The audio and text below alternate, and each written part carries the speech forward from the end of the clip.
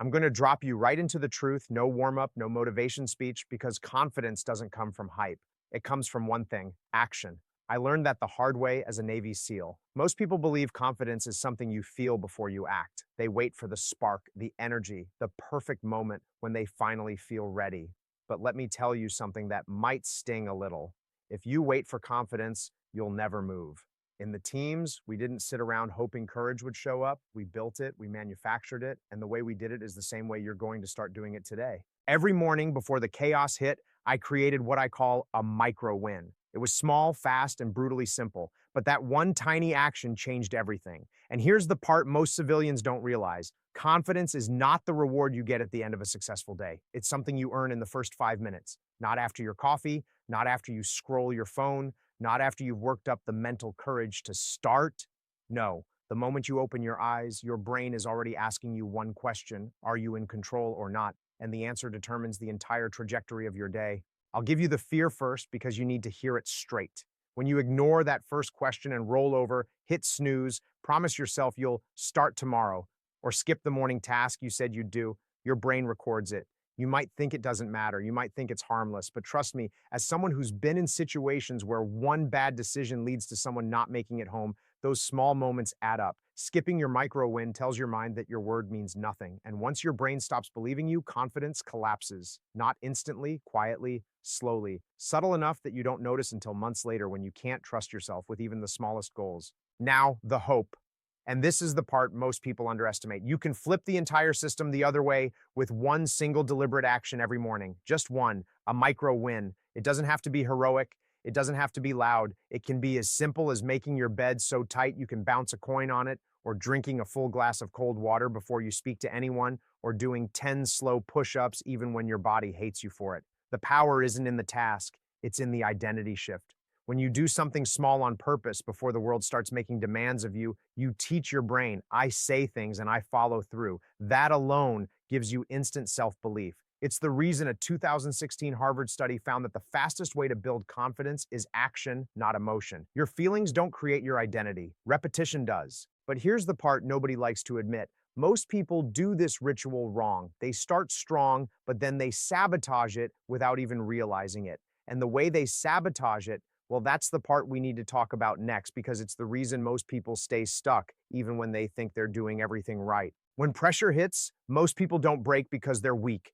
They break because their brain has only been trained to recognize comfort, and the moment life pushes back, the system collapses. I've watched highly educated, highly motivated, perfectly capable people freeze the second reality stops cooperating with their plans. They think they're failing because they lack confidence, but that's not the real issue. The real issue is that motivation is a terrible survival tool. It's soft, it bends, it disappears the moment things get uncomfortable. And when you rely on it, you're gambling with your own stability. In the SEAL teams, we didn't have the luxury of waiting for motivation. Pressure wasn't an occasional visitor, it was the baseline. And if you couldn't function in discomfort, you couldn't function at all. The reason SEALs seem confident in chaos is not because we're fearless, it's because our brain expects discomfort. We train it over and over to treat stress as normal instead of threatening. That's why we run in the ocean at 4 in the morning. That's why we push through freezing surf torture, carry boats over our heads, and grind through sleep deprivation that would destroy most people's emotional balance. It isn't about the physical pain, it's about conditioning the mind to stay operational under fire. You stop waiting for comfort and you start operating on structure. But most people outside that world make the same predictable mistake. They set goals so massive, so overwhelming, that their nervous system rejects them before they even begin. They say, I'm going to change my entire life this month, or I'm going to work out 2 hours a day, or I'm never going to procrastinate again. And for a day or two, their motivation pushes them through. But then reality kicks in and the brain panics, not because they're incapable, but because the goal is too big for the system they've built. The brain sees a mountain and immediately retreats. You don't fail because you're lazy. You fail because you shocked your nervous system with expectations it wasn't trained to handle. What works, and what works every single time, is something far simpler and much more sustainable. I call it the 40% threshold. It comes from a principle we lived by during Bud S and beyond. When you think you've hit your limit, You're only at about 40% of your actual capacity. So every morning, instead of setting a huge dramatic goal, you choose a task that pushes you just beyond comfort. Not all the way, not to the edge of collapse, just far enough that your brain feels the friction. That friction is what builds the confidence muscle. It's a controlled stress dose, and it sends a signal to your mind: I can handle more than I thought.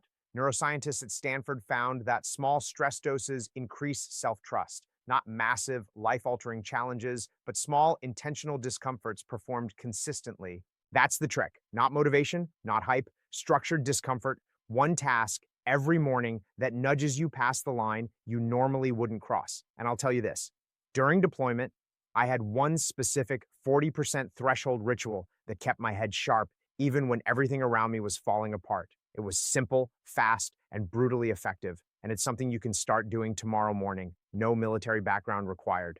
During Bud S, before the sun even considered rising, I built a ritual that kept me sane through some of the toughest days of my life. I didn't create it because I was disciplined or motivated. I created it because without something solid to hold on to, the chaos would have crushed me. When you're cold, exhausted, and unsure if you're going to make it through another evolution, the smallest anchor becomes the difference between staying sharp and falling apart. That anchor was my micro win ritual, and I still use it today. Here's how it worked. Every morning started the same way. Before I reached for water, before I checked gear, before I even spoke to another human being, I completed one non negotiable friction task. For me back then, it was making my bed with military tight precision. I know that sounds almost ridiculous when you consider the brutality of SEAL training. You'd think the biggest challenges were the ocean swims or the log carries or the endless sprints in the sand. But the real challenge was winning the first 5 minutes. If I didn't win those 5 minutes, the day owned me. And once a day owns you, it only goes one direction: downhill. Fear is a powerful teacher, and in this case, it taught me something fast. If you let the morning beat you, the entire day collapses. All it took was one moment of hesitation, one small act of giving in, skipping the bed, leaving it loose, telling myself I'd fix it later, and suddenly everything else got harder. Training felt heavier, instructors seemed louder, cold water felt colder. When your brain registers that you've broken a promise to yourself before sunrise, you're already behind. That's the psychological cost nobody talks about. But the hope is just as real, and it's far more powerful. One micro win is all it takes to shift your identity from I'm overwhelmed to I'm in control. When you do something deliberately difficult, something your brain would prefer to avoid, you create certainty. You teach your system that you don't wait to feel ready. You execute, and that rewires everything. You walk differently, you stand differently, you think differently. The world feels less chaotic because you proved to yourself before the day even began that you can impose order on something. Most people mess this up without realizing it. They pick tasks that are too easy. They choose comfort disguised as productivity, wiping down the counter, organizing 2 items on their desk, writing half a sentence in a journal. These tasks don't create psychological momentum. They don't force the brain to push through resistance. There's no friction, and without friction, there's no growth. You need something small but uncomfortable, something you can complete in under 2 minutes but would rather avoid. That's the sweet spot. Your non-negotiable friction task can take many forms. It can be 10 slow push-ups even when your arms feel like lead. It can be a 30-second cold shower. It can be making your bed so tight you can pull the sheet like a drum. It doesn't matter what it is, as long as 2 rules hold: it must be uncomfortable and it must be non-negotiable. Japanese peak performance coaches call this Shuto Seikatsu, the way of disciplined living. They understand the same principles SEALs live by: structure beats emotion. I'll tell you something most people don't expect. This ritual doesn't just work when life is stable. It works even more powerfully when everything is falling apart. And that's where the real magic begins. Confidence isn't something you switch on when you need it. It's not a mood, it's not adrenaline, and it's definitely not something you can fake for long. Confidence is a record, a history, a stack of evidence your brain keeps on you, whether you realize it or not. And here's the uncomfortable truth: your brain is keeping score every single day. Every time you say you're going to do something and you don't, it gets recorded. Every skipped workout, every abandoned plan, every broken morning ritual, your mind files it away and updates your internal identity. And when those broken promises pile up, something dangerous starts to happen. Your brain stops believing you. That's where self-doubt really comes from. Not weakness, not genetics, not personality, just a long chain of small betrayals you thought didn't matter. I've seen this destroy people under pressure. Guys who were physically strong, mentally sharp, highly trained, but they crumbled because their brain had no reason to trust them. They'd trained their bodies, but not their identity. That's the fear nobody talks about. You're not losing confidence because you're incapable. You're losing confidence because your brain has too much evidence that you don't follow through. And once that identity takes root, breaking it becomes 10 times harder. But there's a powerful side to this too, the hope. If your identity can be damaged by breaking small promises, it can also be rebuilt by keeping them. One daily promise kept consistently is enough to start reconstructing the whole system. You don't need massive changes. You don't need a total life overhaul. You need one command that you give yourself and execute without negotiation. That single act begins rewriting who you believe you are. Your brain starts creating a new file. This person follows through. And every micro win, every friction task completed strengthens that identity. Day after day, the belief grows, not because you repeat affirmations, but because you've built real evidence. The mistake most people make is confusing motivation with identity. They think confidence comes from feeling inspired or fired up, so they chase dopamine spikes, motivational videos, quotes, big emotional speeches. That stuff might get you moving for an hour, but it doesn't rewire the deeper system. It doesn't change how your subconscious views you. The only thing that rewires identity is repeated proof. Emotion is fragile, evidence is permanent. That's why I teach something I call the identity lock-in technique. You execute your morning friction task, and the moment you finish, you say out loud, not in your head, I finish what I start. It sounds simple, maybe even strange at first, but there's a reason it works. Speaking it anchors the action to your identity. You aren't just doing a task, you're becoming the person who does it. According to a 2022 University of Michigan confidence study, verbal reinforcement paired with small, successful actions dramatically increases long-term self-belief. Not because the words are magical, but because the brain associates them with real behavior. The identity becomes self-reinforcing. And I'll tell you something I've never forgotten. There was a moment in combat, a moment where everything around me turned chaotic and hesitation could have cost lives, when this habit saved me. Not the training, not the gear, not even the instinct. It was this identity, built from 1,000 tiny promises kept before sunrise. I'll tell you exactly what happened and why that moment changed the way I teach confidence forever. There was a mission years ago that still sits in the back of my mind, not because it was the most dangerous one I ever faced, but because it taught me what confidence actually is. It was just before dawn, that gray hour where the world feels half asleep and half waiting for something to break. Visibility was terrible, a thick, wet fog rolling over the terrain like a blanket. Our comms were glitching, cutting in and out, and every few seconds I'd hear nothing but static where a teammate's voice should have been. That kind of silence is worse than the enemy. It makes your mind fill the gaps with fear, imagining every worst-case scenario at once. In situations like that, panic doesn't announce itself with screaming or chaos. It shows up quietly, like a hand on your shoulder. You start second-guessing. You hesitate. In combat, that's the real killer. A half second of doubt can cost a life. I remember crouching behind a rock, trying to read the terrain through the fog, and feeling that first little spike of uncertainty. My brain started whispering the kind of lies that take men apart. What if you're wrong? What if you move and no one's covering you? What if you make the wrong call? Those thoughts can tear through your mind faster than bullets. But here's the thing. That moment didn't break me. It didn't even last because something automatic took over, something I'd built long before that mission in the quiet hours of the morning when I was cold, tired, and tempted to cut corners. It was the ritual, the micro win, the identity I had carved into myself, one friction task at a time. Without even thinking, I locked onto the same internal pattern I'd repeated thousands of times. Instead of spiraling into fear, I felt clarity, not loud confidence, not adrenaline, just steady control, the same way I felt after making my bed before sunrise or stepping into an ice-cold shower with no hesitation.